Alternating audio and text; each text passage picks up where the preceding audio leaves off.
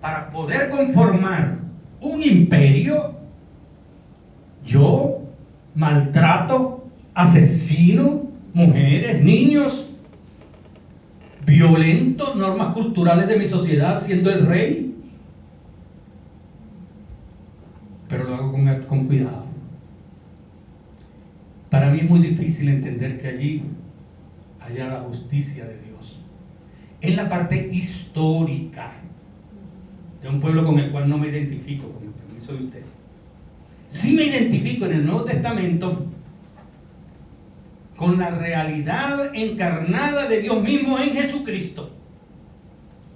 Y los textos que pueden salir de los evangelios o de los escritos posteriores al Nuevo Testamento, que sí hablan también acerca de las migraciones del inmigrante y del extranjero, mejor dicho, del extranjero, veo un mejor sentido, que no es tanto histórico, que lo es, pero no es tanto histórico como de la justicia divina interviniendo directamente allí. Y no por un deseo imperialista. Diferente al pueblo de Israel, que sin tener nada absolutamente, debido a guerras imperialistas, conquista. A mí me duele la muerte. A mí me duele la muerte de un gigante, Goliat. A mí me duelen los hijos y las mujeres y los niños que el pueblo de Israel, en el nombre de Yahvé, martirizaba, conquistaba.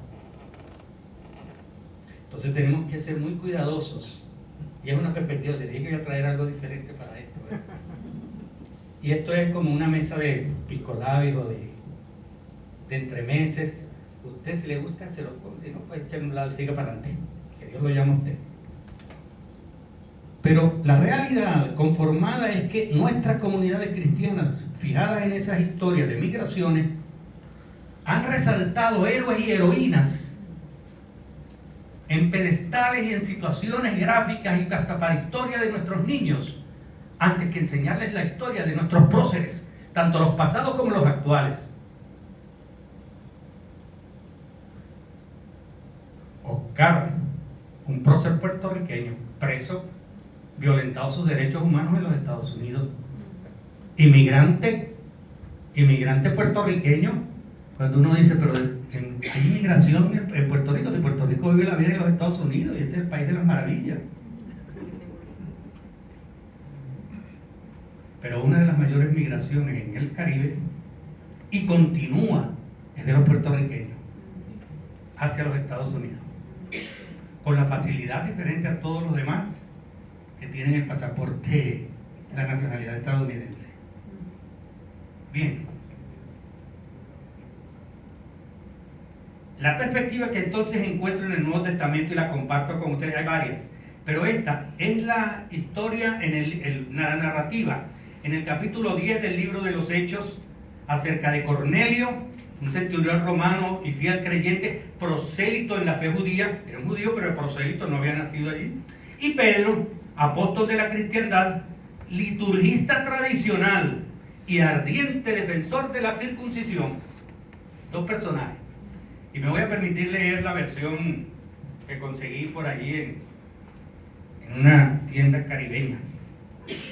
En el Hechos capítulo 10 empieza así diciendo: había en la República Dominicana un hombre llamado Cornelio,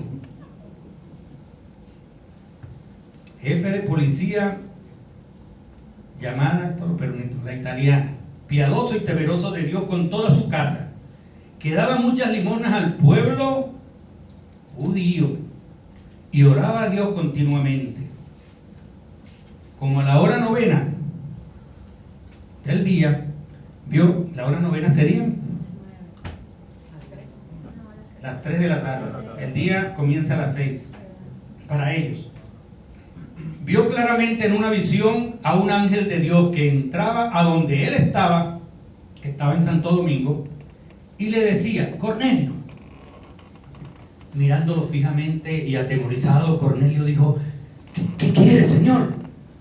Y él le dijo: tus oraciones y limosnas han ascendido como memorial delante de Dios. envía ahora a algunos hombres a San Pedro de Macorís y manda a traer a un hombre llamado Simón, que también se llama Pedro. Este se hospeda con un curtidor llamado Simón, cuya casa está junto al mar. Y después que el ángel que le hablaba se había ido, Cornelio llamó a 2 de sus esclavos y a un soldado y a un policía piadoso de los que constantemente le servían, y después de explicarles todo los envió a San Pedro de Macorís. Ustedes conocen ya el resto de porque es bien largo, este es todo el capítulo, ¿verdad? Que Pedro dice, bueno, vamos a ver qué es lo que pasa, ¿verdad? Y entonces se va a la azotea a orar, como a la hora sexta. Fíjense todos los elementos religiosos en esto, a la hora sexta, que es la hora de la oración. ¿Cuál es la hora sexta? La 12, ¿verdad? Ajá. Tuvo hambre y deseaba comer, pero mientras le preparaban el arroz y las habichuelas, le sobrevino un éxtasis. Vio el cielo abierto y un objeto semejante a un gran lienzo que descendía, bajaba a la tierra por las 4 puntas. Una sábana grande, 4 puntas bajando. Qué lindo. Había en él toda clase de cuadrúpedos y reptiles de la tierra y aves del cielo. Y oyó una voz Pedro diciéndole: levántate, Pedro, sacrifica y come. Justamente a la hora del sacrificio. Mas Pedro dijo: ¿qué te pasa a ti, chico? Yo jamás he comido nada impuro o inmundo. De nuevo, por segunda vez llegó a él una voz: lo que Dios ha limpiado, no lo llames tú impuro. Y esto sucedió 3 veces, otro número religioso. E inmediatamente el lienzo fue recogido al cielo. Entonces, mientras Pedro estaba perplejo pensando en lo que significaba la visión que había visto, he aquí que los hombres que habían sido enviados por Cornelio, después de haber preguntado por la casa de Simón, aparecieron a la puerta. Y llaman a Pedro, Pedro les da alojamiento, y comen, reposan ahí, y al día siguiente, tengo que adelantar esto porque si no se me va más en esto el tiempo. Al día siguiente, Pedro sale, fíjense, al otro día entró en Cesarea, era Cesarea. Cornelio no era San Pedro de Macorís. Cornelio los estaba esperando y había reunido a sus parientes y amigos íntimos. Este hombre, extranjero, miembro del imperio, viene e invita a su familia, a sus allegados, es decir, le prepara la iglesia al predicador. No quisiéramos tener nosotros ese tipo de personas, ¿verdad? Que, mira, yo te voy a visitar, ay, bienvenido, vas a tener comida y un montón de gente, amistades mías, que van a escuchar palabras de Dios cuando tú vengas. Ese fue Cornelio, dentro de su necesidad. ¿Qué pasa? Que entonces allí viene, lo voy a leer mejor, esto que está mejor. Este corresponde a un capítulo de la apertura de la iglesia primitiva, iglesia cristiana primitiva, hacia los gentiles. Ya ustedes saben quiénes eran los gentiles, no eran que eran personas muy gentiles, sino simplemente que eran extranjeros que se les permitía profesar la fe judía sin necesidad de recurrir a las leyes mosaicas, entre ellas la circuncisión. Y a quien Dios busca es a uno de los elementos del apostolado que más creía y defendía la circuncisión como elemento de prueba de la fe. La narrativa, que es altamente litúrgica, hora novena, sacrificios, hora sexta, oración, 6 que acompañan a Pedro, y con él son 7. Mucha gente reunida para recibir palabra de Dios. Él se arrodilla a los pies cuando llega Pedro, y en un éxtasis, Pedro, por otra parte, en un diálogo con la voz celestial y sus creencias tradicionales: de ninguna manera, Señor, porque jamás he sacrificado nada que no fuera santo o impuro, ni común o inmundo, que lo dice Pedro.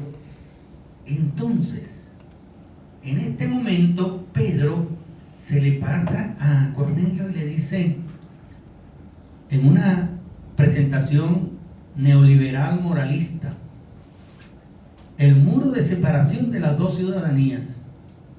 De hecho, no existe ningún texto en el Antiguo Testamento que apoye la tesis de Pedro de decir eso. Sí hay implicaciones en Levíticos, implicaciones, pero no nada como una ley. Pero inmediatamente, dándole el crédito a Dios, reconoce Pedro su reconciliación, pero Dios me ha mostrado que a ningún ser humano debo llamar impuro o no santo o inmundo o común. Y pregunta, ok, ustedes están aquí reunidos, ¿para qué soy bueno? Y le piden en el conversatorio que le dé una tesis allí. Cornelio lidera la respuesta. Una voz celestial le reconoció su fidelidad y le indicó la misión para la cual se había llamado a Pedro. Ahora pues, este grupo estamos presentes delante de Dios para oír palabra de Dios a través tuyo. Verso 33. La comunidad convocada para un propósito específico. Ustedes que aprendieron este idioma, ¿verdad? El cajal de Dios que pasa a los griegos. Caramba, ahora entiendo que Dios no hace acepción entre las personas en toda nación, sino quien la reverencia y haga justicia. Verso 35 del capítulo 10.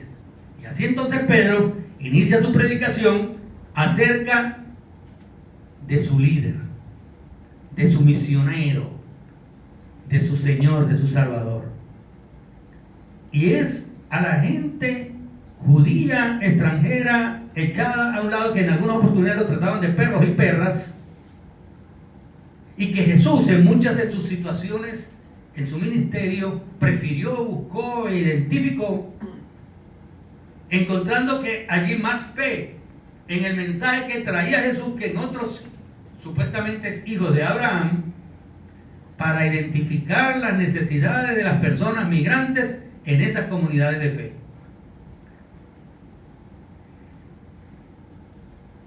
Ahora sí vengo a algo más del propósito en el Caribe. Mire, en los últimos años las mayores movilizaciones migratorias se efectúan, creo que lo indicó nuestra hermana adelante, Leisa, que las mayores movilizaciones migratorias están en Europa, Asia y en tercer lugar los Estados Unidos, hacia los Estados Unidos.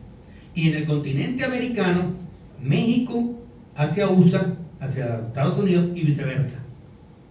Porque ahora, eso de viceversa, que lo voy a mencionar en varias partes y también lo dicen ustedes, es porque se está dando un tipo de migrante que ya por algunas situaciones o decide regresar voluntariamente del país que lo acogió o que donde estuvo, o que habiendo conseguido el papeleo suficiente se jubila o decide ya en una edad mayor regresar a su país de origen. Ese tipo de migración se está dando también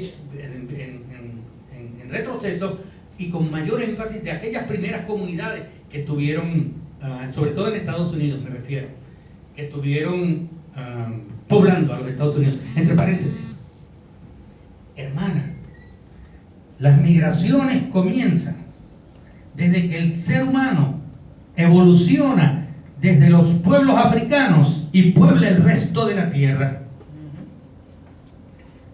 De tal forma que no es nada más un derecho que le corresponde, sino que por alguna razón que todavía no hemos logrado identificar, es un factor que pareciera estar en el ADN de cada individuo. Desde luego, ahora hay una serie de otros factores económicos, políticos, que impulsan esa situación, pero el deseo, la situación histórica de la migración comienza donde aparecen los seres humanos y en África comienzan sus migraciones a través, ¿cómo se llama el estrecho? Debe venir arriba. Cuando existía millones de años, 200.000 millones de años. El estrecho de Bering, en 200.000 millones de años. Y bajan a través del continente americano. Por cierto, el lenguaje es muy importante, el lenguaje es muy importante en todo esto. No hay tal cosa como una ciudadanía americana, a no ser que tú seas miembro del continente americano. Pero decir eso de América, esos son los Estados Unidos de América. y la ciudadanía estadounidense. Tampoco, también eso de raza, las razas humanas, a menos que lo modifiquen por el uso y costumbre, hay una sola raza y es la humana. Lo que hay son etnias, grupos sociales. Y digo lo importante del lenguaje, porque es a través del lenguaje, y nuestra hermana nos lo dijo bien claro, Jacqueline, cómo la utilización del lenguaje, por ejemplo, decir protección nacional, seguridad nacional, crea un ambiente en contra y a favor de fuerzas que controlan las migraciones. Y si hay algo que está controlando actualmente corporativamente a las migraciones, son razones económicas, de beneficios para estos grupos corporativos, y que alrededor de esos grupos corporativos hay más de una organizaciones que trabajan con inmigrantes, que son intergubernamentales y cuyo propósito es mantener a esas corporaciones en ese esquema de lenguaje de pensar que se está ayudando a las migraciones, y es más bien cómo justificar, bien sea el aguante, como estaba hablando muy adecuadamente con usted. Mire, en Estados Unidos no es nada más lo que cuesta mandar a una persona afuera. Yo visitaba mensualmente en Chicago, en Kentucky, sí, en Kentucky, las cárceles de inmigrantes. Había un cubano metido allí, ese se me pegó y me dice, yo no puedo estar aquí, porque eran inmigrantes, ¿verdad? Yo soy ciudadano, yo soy refugiado, yo no debiera estar aquí. Yo, pero ¿por qué tú estuviste aquí? ¿Por qué tú estás aquí? Bueno, es que estaba tomando y le di una paliza a la mujer mía y me metieron. Pero lo metieron por ser latino, es verdad, porque no le correspondía por su estatus ahí. Pero el asunto es que esas cárceles son corporaciones también que te cobran $1,500 por cada tipo que les lleven allí. Por eso es que compran a las policías, compran a los gobernantes de las diferentes ciudades para que arresten ilegalmente a los indocumentados y los ponen allí. ¿Por qué tú estabas allí? Porque teníamos una red de abogados para buscar que si había sido violentado sus derechos humanos, aún sin papeles, podía tener un buen caso para salir. Entonces, ¿por qué tú estabas aquí? Porque iba caminando el sábado, después de haber trabajado toda la semana, como el siervo de la lectura de este domingo. Oye, ¿hasta qué hora tengo yo? ¿Hasta qué hora tengo? A las 8. Queda hora y media todavía. Mira, como el hombre que después de haber trabajado toda la semana, sudado, bajo el sol inclemente, aguantándose con problemas estomacales, que tiene que aguantarse de ir al baño, se tomó una cerveza, 2 cervezas, 3 cervezas, se tomó un poquito más de lo que debía para poder. Iba caminando, no estaba manejando, no estaba metiéndose con nadie, perdónenme, metiéndose con nadie. Ese me cojona el espíritu. Caminando y lo detienen, lo meten preso, pierde su trabajo, pierde a su familia, que tenía una mujer que no podía trabajar porque tenía 5 muchachos allí menores. ¿Por qué? Porque la policía recibía un porcentaje del dinero que los de la cárcel le daban para poder traer a los inmigrantes y meterlos presos. Porque es un negocio. Entonces, en todo sentido, yo digo, mira, hermano, la primera cosa. Si te entendí bien, tú indicabas que la globalización ha ayudado al proceso de migraciones. Sí, modificó las características y perpetuó los patrones migratorios, modificó e hizo que sea más numeroso y más sostenible el tiempo que crezca. Ok, a ver si es lo mismo que yo digo, porque yo lo veo al revés.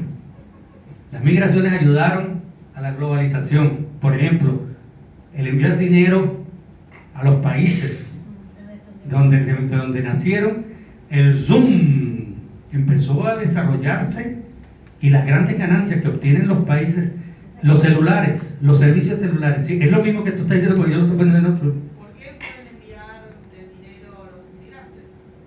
¿Lo podrían enviar sin globalización? Perdón, no, No, lo que te estoy diciendo es que gracias a esa situación, así que fue lo primero, el huevo o la gallina. Lo que estoy diciendo es que para mí el fortalecimiento de la globalización de envío de dinero en miles de millones de dólares diarios, gracias a las migraciones, particularmente en Estados Unidos y en Europa, son simplemente situaciones también de énfasis, de visiones, de ver cómo es que se está atendiendo el caso de las migraciones. Y déjenme decirles algo más, de cómo nosotros estamos siendo tan pendangos que estamos comprando ese tipo de interpretación. Con Cuba, migraciones en el Caribe. Lo que tú mencionaste, hermano, tiene todo sentido, porque también lo viví ayer. Yo trabajé con los haitianos allá en Louisville. El haitiano puede salir perseguido políticamente y su vida puede correr riesgo, pero no es tratado como se trata al cubano, que no es ninguna persecución política lo que existe ahora, sino que es una situación económica lo que hace salir al cubano de ella, es su derecho. Pero no es. Sin embargo, permanece una ley que fue mencionada esta mañana de pies mojados, que ¿ah? Pie seco, que pies mojados, pie seco, que castiga al haitiano y favorece al cubano. Y uno dice, ¿y por qué? ¿Tendrá algo que ver el color? Yo no sé. Sí, bueno, ustedes yo no sé. Pero la realidad es que ha habido movimientos que quieren quitar eso y todavía no se quitan. ¿Por qué? Porque de lo económico se pasa al factor político. Mira, el asunto de las migraciones sí ha cobrado mayor énfasis ahora, sobre todo en los discursos presidenciales. Oigan a Trump lo que dice, cómo se contradice. Oigan a la guerrerista Hillary Clinton, porque esa mujer también se las trae. Ustedes allá en Cuba. Se las trae porque responden ambos, igual que Barack Obama. Mire, Barack Obama fue para